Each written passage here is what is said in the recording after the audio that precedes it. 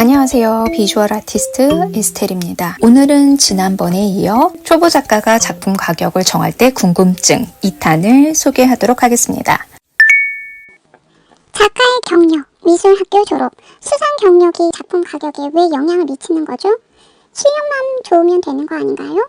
작품에 대한 신뢰도 확보를 위해 기본적으로 미술 시장에서는 위와 같은 요소를 고려합니다. 작가의 경력, 미술대학 졸업, 수상 경력 등이 작품 가격에 미치는 영향은 단순히 신뢰도를 넘어 작가의 예술적 역량과 시장에서의 입지를 종합적으로 평가하는 복합적인 요소입니다. 작품의 질에 대한 보증이 될 수 있어요. 오랜 경력과 꾸준한 활동은 작가가 일관된 수준의 작품을 제작할 수 있는 능력을 입증합니다. 이는 곧 작품의 질에 대한 신뢰도로 이어져 잠재적인 수집가들에게 안정감을 제공하죠. 미술 시장에서의 검증도 됩니다. 유명 미술학교 졸업이나 다수의 수상 경력은 작가의 예술 역량이 동료 예술가들 혹은 선배 예술가들과 전문가들에게 인정받았다는 것을 보여줍니다. 이는 작품의 가치를 객관적으로 평가하는 중요한 지표가 됩니다. 학력이나 경력으로 인정받은 작가의 작품은 미래에 가치가 상승할 가능성이 높아 투자 대상으로서의 매력도 큽니다. 시장의 기대 심리도 무시할 수 없지요. 특히 유명 대학 출신의 오랜 경력을 쌓고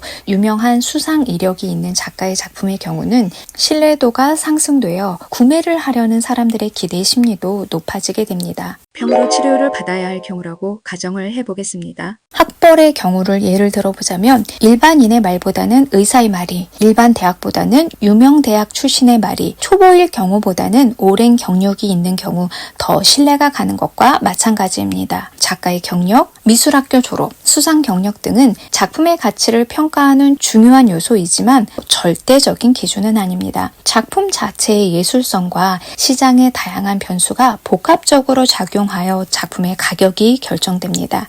따라서 작품을 감상하고 구매할 때는 작가의 이력뿐만 아니라 작품이 지닌 고유한 매력과 가치를 종합적으로 고려해야 합니다.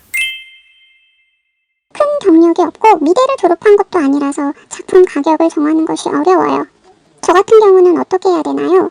호당 가격제의 경우는 미대를 졸업한 것을 기준으로 가격대가 설정됩니다. 따라서 호당 가격제를 정하는 것에 어려움을 느낄 수가 있습니다. 미대를 졸업했다고 하더라도 초보 작가가 작품의 가격을 정하는 것은 분명 매우 어려운 일입니다. 작품의 가치를 객관적으로 평가할 수 있는 기준이 명확하지 않기 때문이에요. 작가 개인의 주관적인 생각이나 감정에 따라서 가격을 결정하기도 하는데 미술 시장이 생각하는 가치와는 다를 수 있습니다. 이러한 이유로 미술 시장에 나와 유사한 상황의 작가가 있다면 비슷한 종류의 작품들이 어떤 가격에 거래되는지에 대해 알아야 합니다. 미술 시장의 가격대를 제대로 파악하지 못한다면 적정 가격을 밑돌거나 혹은 웃도는 상황이 되어서 더욱 어려운 상황이 될 수도 있습니다. 가격을 정할 때는 작품 제작에 들어간 모든 비용을 고려하는 원가 계산 방법도 좋고 유사 작품의 가격을 조사해서 평균 가격을 참고하는 시장 조사 방식도 좋지만 어떤 방식이든 혼자서 결정하지 말고 다른 경험자들에게 다양하게 의견을 들어보시기 바랍니다. 그렇다면 우선 작품 가격을 낮게 책정하면 될까요? 초보라고 무조건 낮은 가격을 책정하는 것이 좋은 방법일까요? 사람들은 가격이 낮다고 무조건 구입하지는 않습니다. 또한 작품 가격을 너무 낮게 책정하면 여러 문제점이 발생할 수 있어요. 스스로 작품 가치를 저평가하는 일이 발생하게 되죠. 작품의 가치를 스스로 낮게 평가하는 것은 시장에서도 작품의 가치가 낮게 평가될 수 있다는 것을 의미합니다. 높은 잠재력을 가진 작품이라도 너무 저렴한 가격에 판매되면 수집가들의 관심을 끌기 어려워질 수 있습니다. 그리고 의심을 하게 되죠. 왜 작품 가격이 생각보다 낮지? 내가 잘못 생각한 건가?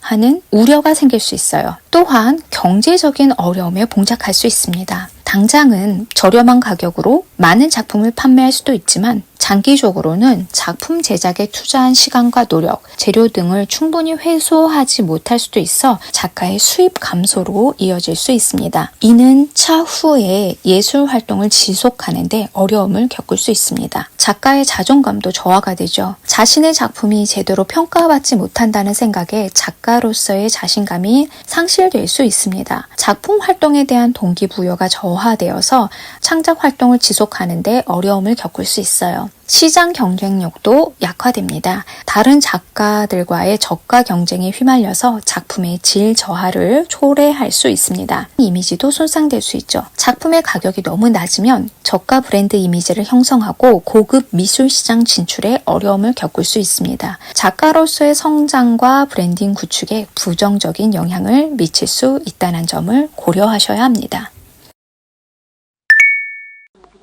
전 제 작품에 자신이 있기 때문에 높은 가격으로 책정할래요. 작품 가격을 너무 높게 책정하는 것은 작품의 가치를 제대로 인정받지 못하고 판매 기회를 놓칠 수 있다는 점에서도 위험합니다. 처음부터 작품 가격을 높게 책정하면 어떤 문제가 발생할까요? 작품 판매가 되지 않을 수도 있습니다. 작가나 작품에 대한 객관적인 신뢰가 그리고 평가가 이루어지지 않은 상태에서 높은 가격의 작품에 부담을 느껴 수집가들이 구매를 망설이거나 다른 작가의 작품으로 눈을 돌릴 수 있습니다. 본인의 작품이 판매되지 않고 쌓이면 작가의 경제적인 손실로 이어질 수 있습니다. 높은 가격 또한 브랜드 이미지가 손상될 수 있어요. 다른 작가들과의 경쟁에서 뒤처져서 시장에서 외면받을 수 있습니다. 브랜드 이미지가 생성되기도 전에 고가의 작품이라는 인식이 생겨서 대중들의 접근성이 낮아지고 인지도 또한 어려워질 수 있습니다. 이로 인해 작품에 대한 자신감이 떨어지고 창작 활동에 대한 의욕도 상실할 수 있죠. 높은 가격 때문에 미술 시장의 진입이 어려워질 수 있어요. 고객층을 확보하기 어려울 수 있기 때문이죠. 시장 규모가 제한된다면 성장 가능성이 낮아질 수밖에 없다는 점 반드시 생각해 봐야 할 문제입니다. 작품 가격 측정을 그럼 어떻게 하라는 거예요? 자신의 작품 가치에 대한 객관적인 평가가 반드시 필요합니다. 작품의 독창성, 퀄리티, 시장성 등을 종합적으로 고려하여 가치를 평가합니다. 본인이 평가하기가 힘들 경우에는 다양한 의견을 들어봐야 합니다. 또한 미술 시장에서 유사한 작품의 가격, 타겟 고객층의 구매력 등을 꼼꼼하게 조사해야 합니다. 제작 비용 또한 고려해야 하죠. 작품 제작에 들어간 비용을 정확하게 계산해서 손해보지 않도록 해야 합니다. 다양한 채널을 활용해야 합니다. 미술 시장이 이전에 비해 훨씬 넓어진 만큼 온라인, 오프라인 등 다양한 판매 채널을 활용하여 고객과의 접점을 넓혀야 합니다. 작품 가격은 작가의 작품 세계관과 가치를 반영하는 중요한 요소입니다. 너무 높은 가격은 판매 부진과 시장에서의 외면으로 이어질 수 있지만 너무 낮은 가격은 작품의 가치를 저평가하고 작가의 수익을 감소시킬 수 있습니다. 따라서 작가는 자신의 작품에 대한 정확한 가치를 평가하고 시장 상황을 면밀히 분석하여 적절한 가격을 책정하는 것이 중요합니다. 내 작품을 제대로 인정받기 위해서 공부가 꼭 필요한 부분입니다. 호당 가격제로 시작을 하고 싶은데 캔버스 크기가 일반적이지 않은데 어떻게 해야죠?